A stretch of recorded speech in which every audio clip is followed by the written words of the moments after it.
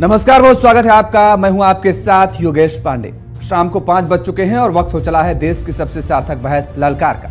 ललकार इन दिनों महाराष्ट्र से लग रही है मराठा आरक्षण को लेकर, जिसके बाद मराठा आरक्षण को लेकर महाराष्ट्र के मुख्यमंत्री एकनाथ शिंदे ने आज 10:30 बजे सर्वदलीय बैठक बुलाई और करीब 3 घंटे की बैठक के बाद दोपहर 1:30 बजे शिंदे सह्याद्री भवन से बाहर निकले और मीडिया से बातचीत करते हुए कहा कि मराठाओं को आरक्षण देने के लिए सभी दल सहमत हैं। स्थायी आरक्षण के लिए कानून प्रक्रिया पर काम हो रहा है, इसमें थोड़ा समय लगेगा।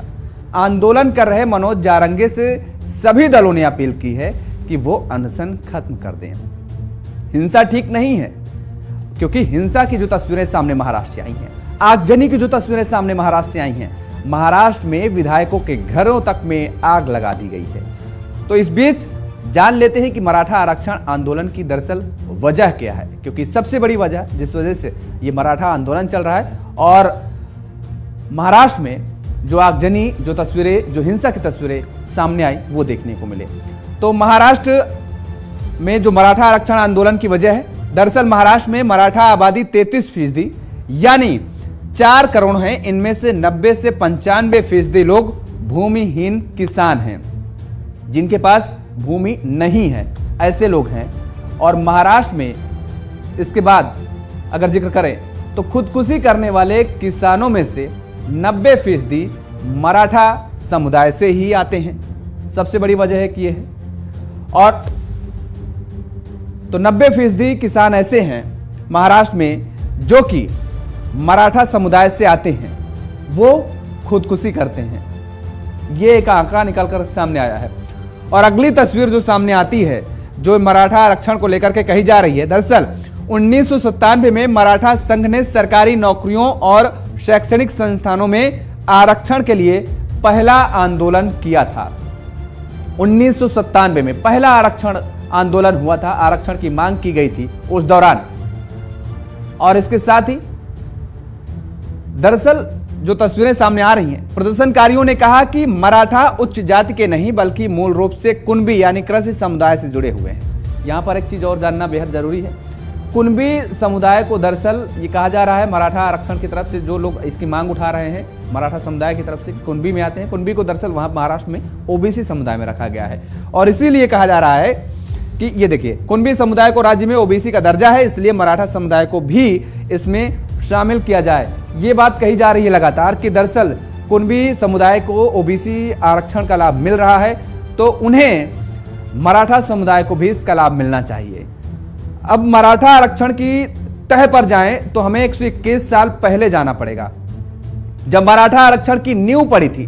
दरअसल 26 जुलाई 1921 को छत्रपति शिवाजी महाराज के वंशज और कोल्हापुर के महाराजा छत्रपति शाहू जी ने एक फरमान जारी किया। इसमें कहा गया कि उनके राज्य में जो भी सरकारी पद खाली हैं, उनमें 50% आरक्षण मराठा, कुणबी और अन्य पिछड़े समूहों को दिया जाए। यह एक ऐसा फैसला था जिसने आगे चलकर आरक्षण की संवैधानिक व्यवस्था करने की राह दिखाई। मराठा समुदाय भी इसे ही अपनी मांग का आधार बताता है। 1942 से 1952 तक बॉम्बे सरकार के दौरान भी मराठा समुदाय को 10 साल तक आरक्षण मिला। इसके बाद मामला ठंडा पड़ गया और 1997 में मराठा आरक्षण के लिए पहला बड़ा आंदोलन मराठा महासंघ और मराठा सेवा संघ ने शुरू किया। आंदोलनकारियों का कहना था कि मराठा अपर कास्ट नहीं बल्कि कुणबी हैं, जिन्हें खेती किसानी वाला समुदाय माना जाता है। अब एक बार फिर मराठा आरक्षण की मांग तेज हो गई है और जिसको लेकर प्रदर्शन चल रहा है। तो मामले पर अब तक क्या कुछ अपडेट है वो भी जान लेते हैं जरा। तो मराठा आरक्षण की मांग को लेकर इस साल आंदोलन शुरू करने वाले मनोज जारंगे पाटिल की भूख हड़ताल का आज 8वां दिन है। मनोज जारंगे पाटिल भूख हड़ताल पर बैठे हुए हैं। वो अपनी मांग को सरकार से लगातार रख रहे हैं और कह रहे हैं उनकी मांगों को पूरा किया जाए, उनकी मांगों को माना जाए। सरकार की तरफ से आरक्षण की मांग है। जारंगे ने चेतावनी देते हुए कहा, महाराष्ट्र सरकार स्पेशल सेशन बुलाकर आरक्षण पर फैसला करे, वरना ये आंदोलन देश भर में होगा। उन्होंने फैसला न करने पर जल त्यागने की चेतावनी दी है। यह बड़ी चेतावनी सरकार को दी गई है। स्पेशल सेशन बुलाने की बात कही गई है और उसमें निर्णय लेने की बात कही गई है। आंदोलन के समर्थन में अब तक 2 सांसद और 4 विधायक इस्तीफा दे चुके हैं। सरकार में शामिल तीनों दलों के 10 विधायकों ने विधानसभा का विशेष सत्र बुलाने की मांग को लेकर अनशन भी शुरू किया है। ये जो विधायक और सांसद जो हैं, जिन्होंने इस्तीफा दिया है, ये सभी दलों से शामिल हैं, किसी एक दल से नहीं। दरअसल सभी दल के नेताओं का यह मानना है कि मराठा आरक्षण की जो मांग की जा रही है वो जायज है। मंगलवार को मुख्यमंत्री एकनाथ शिंदे की अध्यक्षता में कैबिनेट की बैठक बुलाई गई, जिसमें जस्टिस संदीप शिंदे समिति की अंतरिम रिपोर्ट को मंजूरी दी गई। हालांकि सरकार ने भूख हड़ताल पर बैठे मनोज जारंगे पाटिल की सभी मराठाओं को आरक्षण देने की मांग खारिज कर दी। मुख्यमंत्री की तरफ से कहा गया कि दरअसल आरक्षण तो दिया जाएगा, लेकिन नियमतः दिया जाएगा। जो मांगे मनोज जारंगी की तरफ से की जा रही है वो उन मांगों को खारिज कर दिया गया। मुख्यमंत्री एकनाथ शिंदे के नेतृत्व में सर्वदलीय बैठक हुई आज, और इसमें शिवसेना उद्धव गुट की तरफ से विधान परिषद में विपक्ष के नेता अंबादास दानवे और चीफ व्हिप सुनील प्रभु शामिल हुए। कांग्रेस एनसीपी के शरद पवार और अजीत गुट के नेता भी बैठक में शामिल हुए। उधर उद्धव गुट से सांसद संजय राउत ने कहा था कि उनकी पार्टी को इस बैठक में बुलाया नहीं गया। इसको लेकर के भी अब सियासत छिड़ी हुई है। तो लगातार मराठा आरक्षण को लेकर के जो जंग छिड़ी है, उन जंग की तस्वीरें हमने देखी हैं। किस तरीके से आगजनी की तस्वीरें सामने आई, किस तरीके से विधायकों के घर तक में आग लगा दी गई, और वहां की जो तस्वीरें हैं वो बेहद हैरान करने वाली हैं। सियासत भी शुरू हुई है। मुख्यमंत्री एकनाथ शिंदे भी कह रहे हैं कि दरअसल पहले भी प्रदर्शन हुए हैं, लेकिन इस तरह की तस्वीरें सामने नहीं आई थी। जो हिंसा हो रही है वो हिंसा पहले कभी नहीं होती थी। हमारे साथ कुछ मेहमान जुड़े हुए हैं, आपका तारुफ करा देते हैं। गुलाब चंद दुबे जी हैं, शिवसेना माफ कीजिएगा शिंदे गुट के प्रवक्ता हैं। संजय द्विवेदी हैं, शिवसेना उद्धव गुट के प्रवक्ता हैं। और दिनेश सिंह गेट जी हैं, राजनीतिक विश्लेषक, हमारे साथ जुड़े हुए हैं। सभी मेहमानों का बहुत बहुत स्वागत है। और सबसे पहले गुलाब चंद जी आपके पास आएंगे। गुलाब जी, आवाज आ रही है आपको?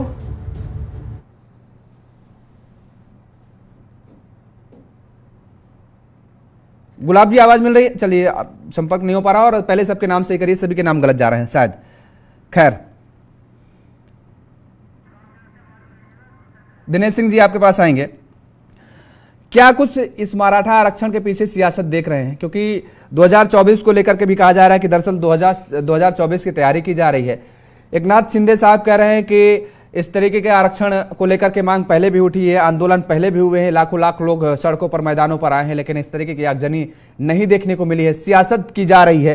क्या आपको लगता है कि वास्तव में इसमें सियासत की जा रही है, या फिर मराठा समुदाय के लोग जो सड़कों पर उतरे हुए हैं उनके सब्र का बांध अब टूटता नजर आ रहा है, और विधायकों के घर में जो आगजनी हमने देखी, तोड़फोड़ देखी, गाड़ियों को तोड़ा गया, आग के हवाले किया गया, ये सब्र का बांध टूटने की वजह एक जो तस्वीरें सामने आ रही हैं, क्या लगता है आपको?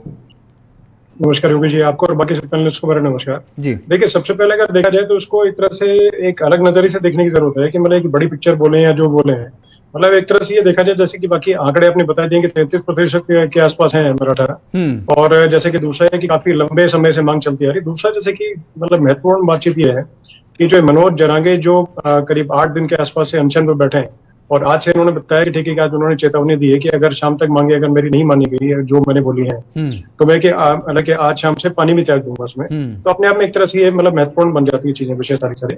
और दूसरी बात देखिए कि एक तरह से मतलब सभी चीजों को अलग दरकिनार देखा, मतलब अभी इस वक्त ये देखा जाए कि सभी जो मराठा नेता हैं खासकर उनकी जो दाव है वो साग पर लगती हुई नजर आती है। जैसे कि चाहे एकनाथ शिंदे हो चाहे अजीत पवार हो, दोनों ही जो है अपने समर्थकों को मनाने में नाकाम रहे, एक तरह से नाकाम रहे, या जैसे कि इस्तीफों को झड़ी लगी हुई है कि जैसे काफी हद तक जो लग रहा है कि जैसे कि जो मराठा नेता है, क्योंकि नीचे जैसे कि जाकर के जमीन पे जब फेस करने की बातचीत है, क्योंकि 33% जो मतदाता है मान के चले, अगर जैसे कि इनके जाति के अगर हैं, तो किसी भी सीट पे देखिए मान के चलें कि जहां जहां जैसे मराठा है वहां पर निर्णय क्या मतलब एक तरह से वही निर्णय करेंगे कि कौन इनका एमएलए बने, कौन विधायक बनेगा, कौन संसद में जाएगा।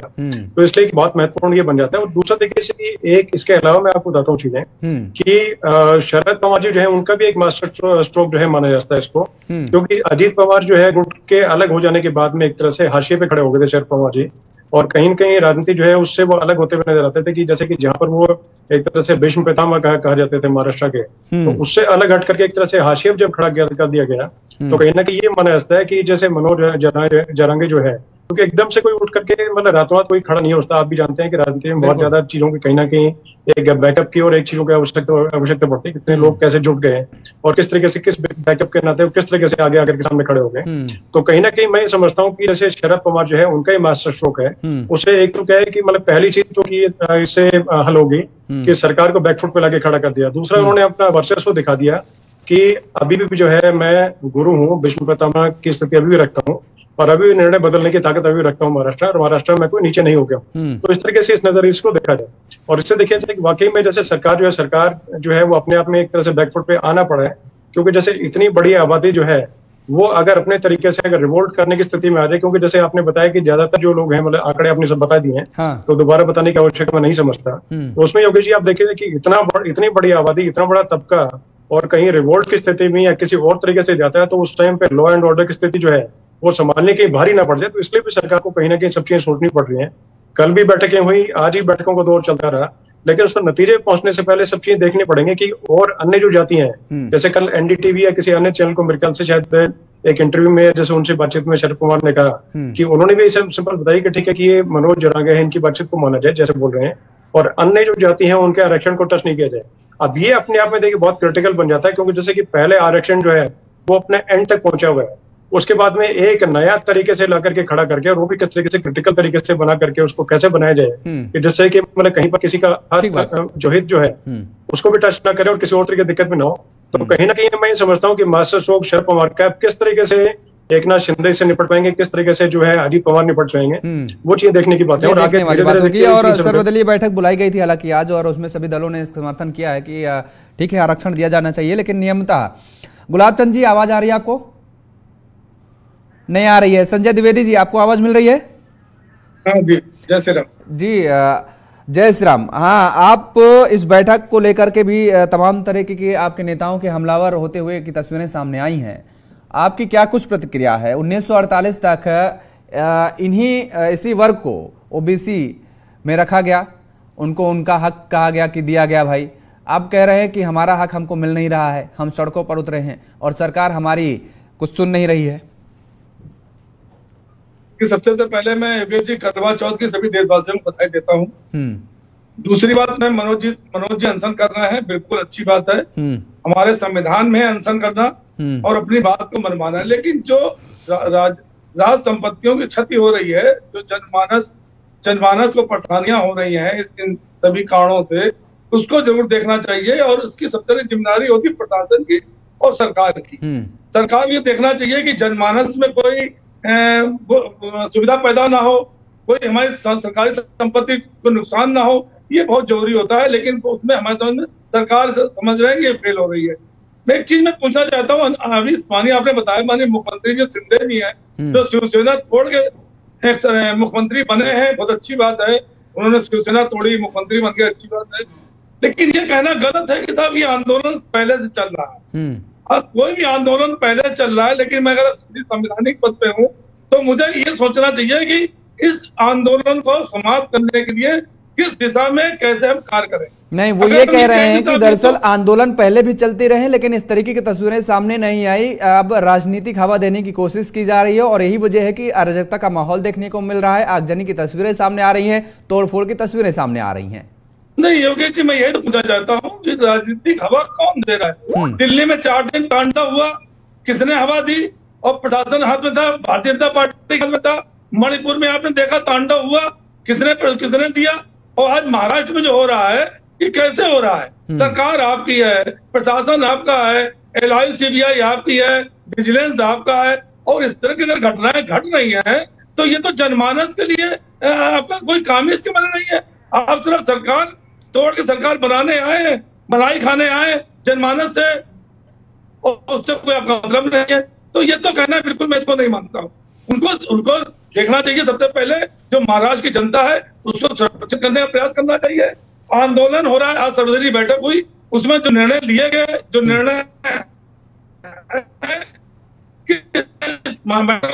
सुलझाया जाए, इस आंदोलन को समाप्त किया जाए, इस पे सबसे पहले टिप्पणियां हर किसी को करनी चाहिए। लेकिन कोई आंदोलन उग्र हो जाए और उग्रता इतनी बढ़ जाए कि 8-8 जिलों में हाहाकार मचने लगे, जनमानस वहाँ चलिए गुलाब चंद जी से जान लेते हैं। गुलाब चंद जी, तो बिल्कुल ये चीज उचित नहीं है। ठीक है, जो सरकार फेल है मैं बिल्कुल 100% कह सकता हूँ। गुलाब चंद्र जी, क्या कुछ निर्णय सरकार की तरफ से लिए गए हैं, पहले तो आपसे ये जानना चाहेंगे। और दूसरा ये आरोप है संजय जी का, सरकार पूरी तरीके से फेल है, क्योंकि अगर हम महाराष्ट्र में का जिक्र करें तो वहां पर जो भी एजेंसियां हैं, LIU का जिक्र करें, पुलिस प्रशासन का जिक्र करें, सब कुछ आपके हाथ में, ऐसी तस्वीरें कैसे सामने आ रही हैं? जी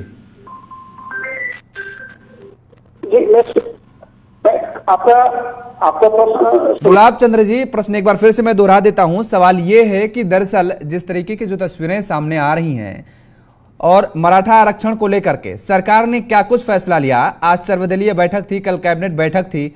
दूसरा सवाल इसी से जोड़ दे रहा हूं, संजय द्विवेदी जी हमारे साथ जुड़े हुए हैं और उद्धव गुट के शिवसेना के प्रवक्ता हैं। वो कह रहे हैं कि सरकार नाकाम नजर आ रही है, जो तस्वीरें आ रही हैं, आगजनी हो रही है, तोड़फोड़ नजर आ रही है, प्रशासन आपके हाथ में, आप क्या कर रहे हैं? केवल मलाई खाने आए हैं आप? जी, आज सर्वदलीय बैठक के अंदर यह सुनिश्चित किया गया कि सभी दलों के लोगों ने सुनिश्चित किया है कि मराठा आरक्षण को कहीं न कहीं हम लोगों की तरफ से समर्थन होना चाहिए। और पिछले 3 दशक से मराठा आंदोलन आज का नहीं बल्कि 3 दशकों से ये महाराष्ट्र के सभी मराठा नेताओं ने, कई मुख्यमंत्रियों ने इस पे कहीं न कहीं एक निर्णय लाना चाहे, लेकिन कहीं संवैधानिक तो कभी सुप्रीम कोर्ट तो कभी किन किन परिस्थितियों में ऐसे हालात बनते बिगड़ते गए, जिसका आज कारण था कि आज एकनाथ शिंदे साहब की सरकार में ऐसे हालात पैदा हुए।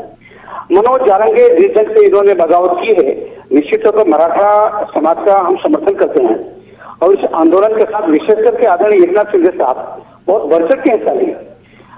आदरणीय उद्धव ठाकरे साहब के कार्यकाल में जिस वक्त नासिक से इनकी हुजूम निकली, थाने पहुंचते जिस जैसे आदरणीय एकनाथ शिंदे साहब ने मराठाओं का, आंदोलनकारियों का स्वागत किया, अभिनंदन किए, इससे बात स्पष्ट होती है कि आदरणीय एकनाथ शिंदे साहब इस मराठा आरक्षण आंदोलन को लेकर काफी चिंतित हैं और काफी इस ऊंध बूंद में लगे हुए हैं। हाँ, माना कि सरकार में बैठ करके इन्हीं परिस्थितियों से कहीं कहीं मजबूरियां बनती है। ऐसे हालात में इतना ही कहा जा सकता है कि मनोज जारंगे के नेतृत्व में मराठा आंदोलन को लेकर आगजनी करना, इस तरह से महाराष्ट्र को नुकसान पहुंचाना, मैं नहीं समझता हूं कि गुलाब चंद्र जी नुकसान पहुंचाना नहीं चाहिए, ये बात ठीक है, लेकिन आज से मनोज जी जो है जल त्यागने जा रहे हैं। वो कह रहे हैं कि अगर उनकी बातें नहीं मानी गई तो आज से वो जल भी त्याग देंगे।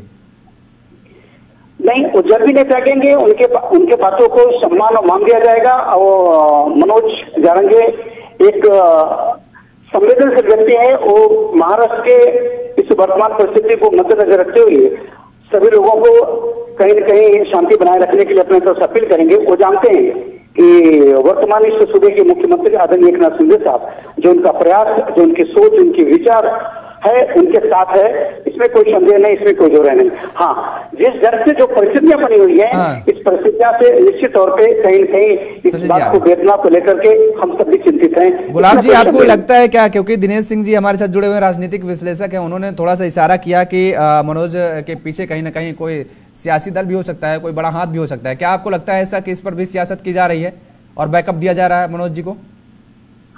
जी नहीं, ऐसा हमें तो सोचना नहीं चाहिए। अगर किसी का बैकअप भी उनके पीछे है तो इस हालात में जहां महाराष्ट्र जल रहा हो, कहीं नहीं अपने राजनीतिक रोटी को सीखना चाहिए। मैं तो आपके माध्यम से यही विनती करना चाहूंगा आंदोलनकारियों को कि आपका मांग विगत 3 दशकों से जो आपने प्रयत्न किया, कोशिश किया, अब कहीं कहीं कुछ विराम करना चाहिए और मराठा आरक्षण मिलना चाहिए। आज सर्वदलीय बैठक के अंतर्गत यही तो फैसला हुआ। सब लोग तो चाहते हैं कि मराठाओं को एक आरक्षण में मराठाओं को उनका हक मिलना चाहिए। संजय जी, हाँ जी, संजय जी कहना चाह रहे हैं कुछ। संजय जी बोलिए। गौतम जी मेरे बड़े भाई हैं, मैं इनका सम्मान करता हूँ, आदर करता हूँ, लेकिन अभी इन्होंने बात कही कि शिंदे जी विकास, महाराष्ट्र का विकास चाहते हैं। अगर शिंदे जी महाराष्ट्र का विकास माननीय मुख्यमंत्री चाहते होते तो 4 प्रोजेक्ट गुजरात कैसे चले गए? तो 4 प्रोजेक्ट गुजरात चले गए तो इससे नुकसान किसका हुआ? इसमें तो महाराष्ट्र के जो हमारी आम जनता है, जो उन प्रोजेक्टों में नौकरी पाती, जिनका विकास होता, तो बहुत ज्यादा सही था कि 4 प्रोजेक्ट को हमारे जो है भारतीय जनता पार्टी द्वारा, जो कि सरकार शिंदे जी नहीं चला रहे, सरकार चला रही भारतीय जनता पार्टी, सरकार चला रहे हैं देवेंद्र फडणवीस जी, तो इनके हाथ में कुछ नहीं है। ये सिर्फ इनको मुखौटा बना के माननीय हमारे सिंधे जी को रखा गया है, क्योंकि इनको शिवसेना तोड़ने एनसीपी तोड़नी थी, मुखौटा बना के रख दिया गया। जनता जवाब देगी, आने वाले दिनों में जनता इस बात का जवाब देगी कि क्या किया आपने। आज इतना बड़ा आंदोलन खड़ा हो गया है और आप इस तरह की बात कर रहे हैं। अरे पूरे देश में आंदोलन होते थे जब से हम लोग आजाद हुए हैं। माननीय सबसे पहला आंदोलन माननीय गांधी जी ने चलाया था, उन्होंने अमर अनशन रख के उन्होंने अपनी मांगे मनवाई थी। तो हमारा तो ये तो कार्यक्रम पहले शुरू हो गया, लेकिन इसमें प्रशासन की, सरकार की कोई आंदोलन हो उसमें निगाह होनी चाहिए, बारीक निगाह होनी चाहिए, जिससे जनता में कोई भय व्याप्त ना हो। आज 8-8 जिले भय ग्रसित है, इसका जिम्मेदार कौन है? मैं तो सबसे पूछ रहा हूँ। ठीक, बिल्कुल। दिनेश जी, क्या ऐसा लग रहा है कि क्योंकि ये बड़ा आरोप संजय जी लगा रहे हैं, कह रहे हैं कि दरअसल वो को तो मुखौटा बने हुए शिंदे साहब बैठे हुए हैं, सरकार बीजेपी चला रही है, निर्णय बीजेपी ले रही है। देखिए योगेश जी, निर्णय कोई भी ले, मेन इस वक्त जैसे कि जो मेन बातचीत यह है कि जैसे लोकतंत्र में किसी भी तरह का सत्याग्रह करने का या किसी तरह का अनशन करने का या किसी तरह प्रोटेस्ट करने का सबको अधिकार होता है। तो इस तरह के मनोज जरांगे जैसा कि ठीक है, मतलब एक समाज के अगर पीछे मतलब जो है समाज का नाम लेकर के उस जो हित है समाज का उसको लेकर के कोई आंदोलन अगर कर रहे हैं तो उसमें ठीक अच्छी तरीके से अच्छे काम के लिए काम करें। तो उसमें सरकार भी जैसे शुरुआत से हम लोगों ने देखा कि मतलब जो जैसे प्रेस के माध्यम से जो चीज नजर आई सामने, बाकी भी जो सूत्रों से पता लगा कि देवेंद्र फडणवीस जी हो गए चाहे एकनाथ शिंदे हो गए, तो दोनों को नजर आया कि शुरुआत से जो दोनों से जो है वो अपने टच में थे और कहीं ना कहीं चीजों को समझने की कोशिश कर रहे थे। और जैसे अभी देखा गया आज भी कोई कैबिनेट की बैठक थी और कल भी बैठक वगैरह रही और उससे पहले ही मिलने जुलने का जो दौर था वो चलता जा गया। और शुरुआत से भी जैसे कि मतलब दोनों तरफ से जैसे कि पक्ष मतलब जैसे जो भी है, मनोज जरांगे जो है उनकी टीम के जो सदस्य थे वो भी कुछ न कुछ टच में इनके लोग थे, वो भी टच में थे, और बाकी जो लोग हैं सरकार की तरफ से भी, तो कहीं से भी ऐसा लगा कि ठीक है कोई ना कोई डिरेल करने की कोशिश में और कुछ है। लेकिन इसमें जैसे किसी तरह की राजनीति जो है योगेश जी मैं ठीक नहीं समझता। समाज हित में कोई जो शोषित और वंचित जो लोग हैं, चाहे किसी भी समाज के, चाहे मराठा वर्ग के हो चाहे किसी और समाज से हो, तो उन सबको उनका हक मिलना चाहिए, उसमें कोई दो तरह की बातचीत नहीं है। लेकिन उसके पीछे कोई इस तरह की राजनीति जैसे कि पूरे मतलब कि जैसे कि महाराष्ट्र में आग फैले या महाराष्ट्र में कोई किस तरह की और घटनाएं कुछ अगर बढ़े तो उस चीज में सभी पार्टी को इकट्ठे होकर के करना पड़ेगा, काम करना पड़ेगा। और जैसे कि इकट्ठे देखिए कैबिनेट की सारी बैठक बुलाई, उसे बुलाए तो उसी में देखिए सब बैठने का, सब बोलने का एक मंच तैयार था सभी के लिए। तो उसमें सब लोग बैठ के बाद, चाहे शरद पवार जी थे वो भी मौजूद थे और लोग थे वो मौजूद थे। तो देवेंद्र फडणवीस जी करें चाहे एकनाथ शिंदे करें, कोई भी करें, मतलब इस सेंस है कि किसी भी तरीके से जो समाज हित में जो फैसला लेकर है उसमें इनको केंद्रित रह करके जो कार्य कर रहे हैं तो ठीक है अपने तरीके कार्य करें। लेकिन अपने तरीके से यही चीजें हैं कि किसी भी तरीके से जो भी है इकट्ठे एकमत होकर के एकजुट होकर के एक रास्ता से और कोई रास्ता निकल सके समाज हित में, तो उससे बड़ी कोई देखिए योगेश मुझे लगता नहीं कोई हो सकता। बिल्कुल ठीक बात। गुलाब जी, आज आपने सर्वदलीय बैठक बुलाई लेकिन उद्धव गुट को बुलाया ही नहीं, आपने उनके नेताओं को आमंत्रण ही नहीं दिया है।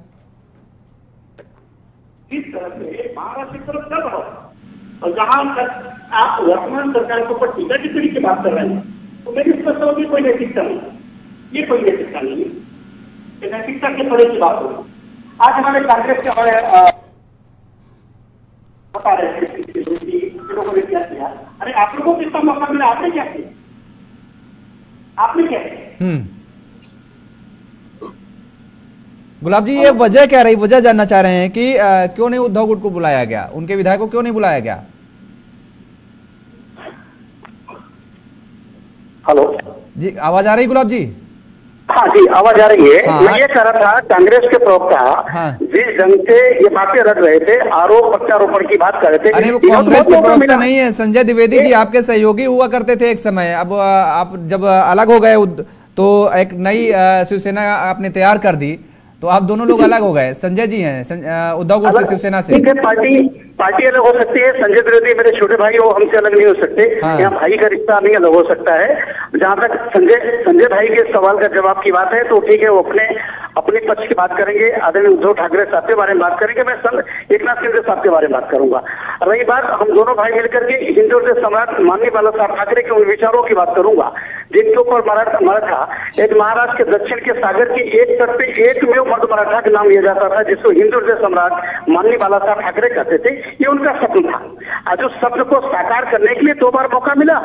मैं तो संजय भाई से पूछना चाहूंगा कि भाई 2.5 साल पहले 2 साल पहले मेरा तो मौका हुआ था उद्धव ठाकरे साहब को, माननीय बाला साहब ठाकरे तो विचारों को या उनके सपनों को पूरा कर देना चाहिए था, लेकिन कहीं न कहीं। चलिए ठीक है गुलाब चंद्र जी, आप सपनों को पूरा करिए, लेकिन जो स्थितियां बनी हुई महाराष्ट्र में उसको फिलहाल आपको कंट्रोल करना भी आपकी जिम्मेदारी है और मुझे लगता है कि सरकार को कोई बड़ा और ठोस कदम उठाना पड़ेगा बहुत जल्द। आप सभी मेहमानों को हमारे साथ जुड़ने के लिए, समय देने के लिए बहुत बहुत शुक्रिया और चर्चा को यहीं पे विराम देंगे। तो लगातार जिस तरीके से महाराष्ट्र में जो स्थिति बनी हुई है, मराठा आरक्षण को लेकर के आंदोलन जारी है, आगजनी की जा रही है, तोड़फोड़ की जा रही है, सरकार की तरफ से अब कड़े कदम भी उठाने की बात कही जा रही है, ठोस कदम उठाने की बात की जा रही है, सर्वदलीय बैठक भी बुलाई गई, कैबिनेट की बैठक भी हुई है, लेकिन देखने वाली बात ये होगी कि सरकार अब आगे क्या कुछ कदम उठाती है। मेरे साथ फिलहाल इतना ही। खबरों को आप देखते रहिए JK24/7 न्यूज। नमस्कार।